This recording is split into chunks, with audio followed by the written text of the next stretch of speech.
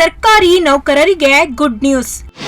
ಸಾಧನಾ ಸಪ್ತಾಹ ಮತ್ತು ಐಗಾಟ್ ತರಬೇತಿ ಕಡ್ಡಾಯ. ಕರ್ನಾಟಕ ಸರ್ಕಾರದ ಎಲ್ಲ ಅಧಿಕಾರಿ ಮತ್ತು ನೌಕರರಿಗೆ ಒಂದು ಪ್ರಮುಖ ಅಪ್ಡೇಟ್. ರಾಜ್ಯ ಸರ್ಕಾರವು ಕರ್ಮಯೋಗಿ ಭಾರತ್ ಸಹಯೋಗದೊಂದಿಗೆ ಸಾಧನಾ ಸಪ್ತಾಹ ಎಂಬ ವಿಶೇಷ ಆನ್ಲೈನ್ ತರಬೇತಿ ಕಾರ್ಯಕ್ರಮವನ್ನು ಹಮ್ಮಿಕೊಂಡಿದೆ.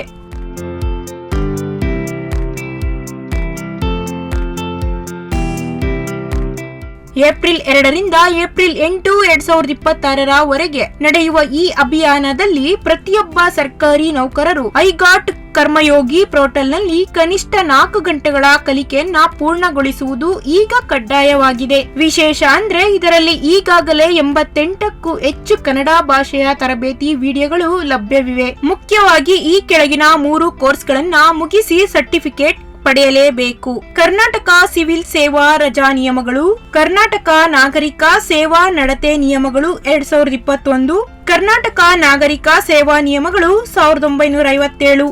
ಲಾಗಿನ್ ಆಗುವುದು ತುಂಬಾ ಸುಲಭ. ಐಗಾಟ್ ಕರ್ಮಯೋಗಿ .government.in ವೆಬ್ಸೈಟ್ಗೆ ಹೋಗಿ ನಿಮ್ಮ HRMS ಮೊಬೈಲ್ ಸಂಖ್ಯೆ ಬಳಸಿ OTP ಮೂಲಕ ಲಾಗಿನ್ ಆಗಿ ಅಲ್ಲಿ ಎಕ್ಸ್ಪ್ಲೋರ್ ಕಂಟೆಂಟ್ ನಲ್ಲಿ ಕನ್ನಡ ಭಾಷೆ ಆಯ್ಕೆ ಮಾಡಿ ನಿಮ್ಮ ತರಬೇತಿ ಆರಂಭಿಸಿ. ವರದಿ ಧನಂಜಯ್ ಗಿರೇನಹಳ್ಳಿ, 24 ಮೆಟ್ರೋ ಕನ್ನಡ ನ್ಯೂಸ್.